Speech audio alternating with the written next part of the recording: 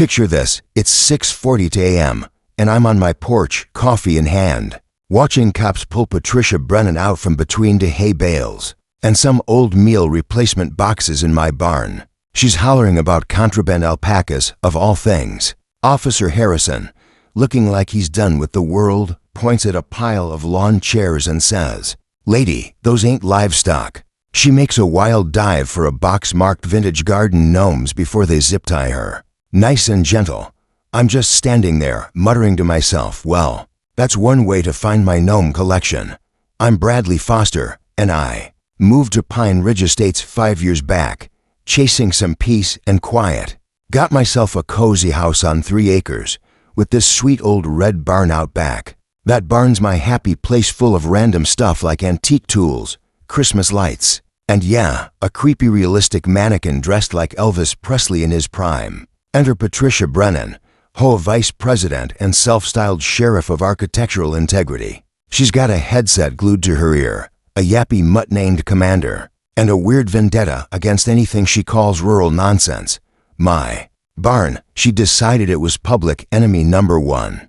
Patricia kicked off what she called her barn integrity campaign, like she was starring in her own crime drama. First, she tried to slap some made-up label on my barn, non-conforming vertical storage unit, whatever that means. Then she shows up with 7 forms, typed in Comic Sans, no less, asking dumb stuff like my barn's occupancy schedule or if I'm planning to raise goats. I told her, polite as pie, to shove it.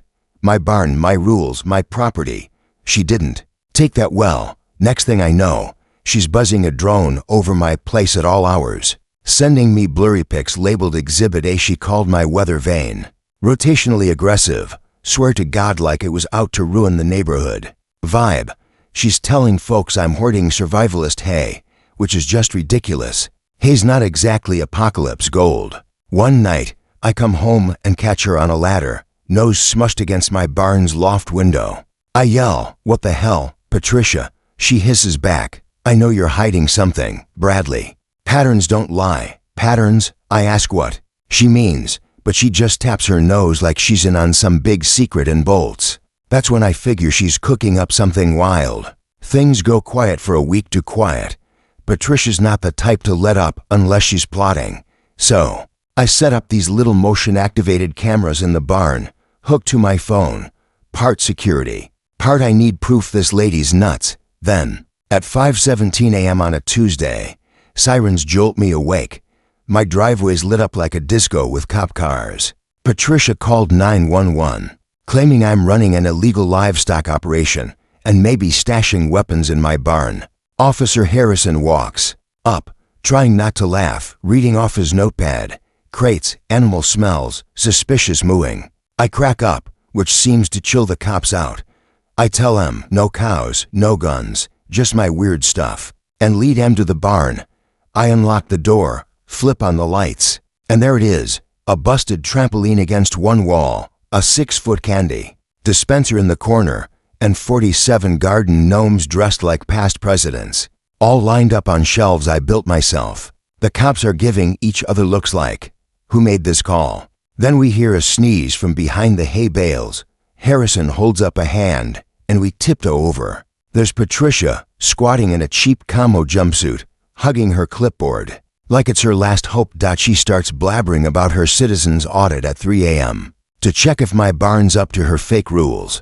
What she doesn't know is my cameras caught the whole show, her picking the lock like a pro, digging through boxes like she's Indiana Jones, whispering gotcha at some old tarps. She even spent 5 minutes turning over pool noodles, like they're hiding drugs or something. The cops watch the footage on my phone, and you can see their faces go from "this is funny" to "oh, this is serious." Breaking and entering ain't a game, even if you're HOA royalty.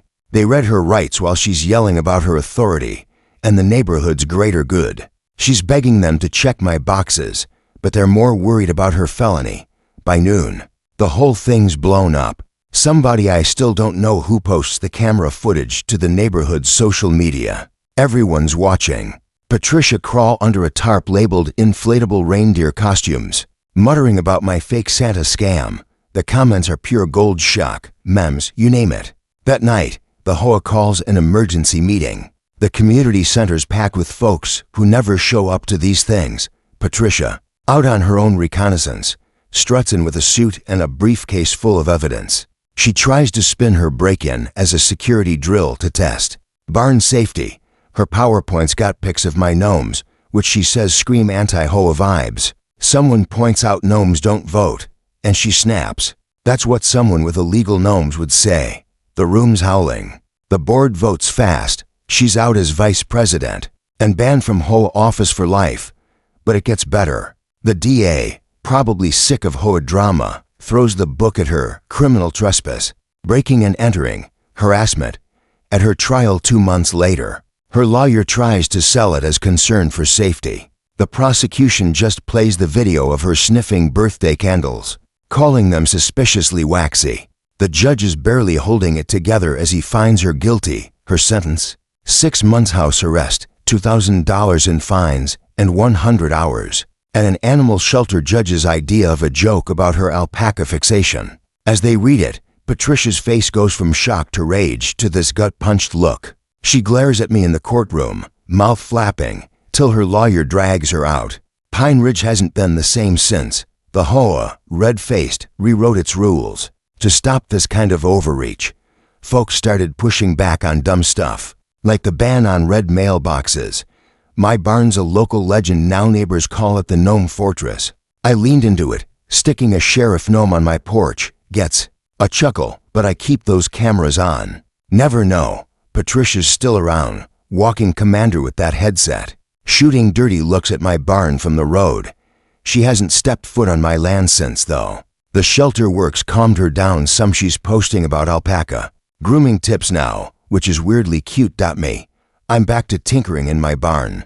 Elvis the mannequin's still rocking his sequins, and the gnomes are standing guard. Pine Ridge feels quieter, but I'm keeping my coffee hot and cameras ready. You never know when someone will decide my barn's hiding the next big conspiracy.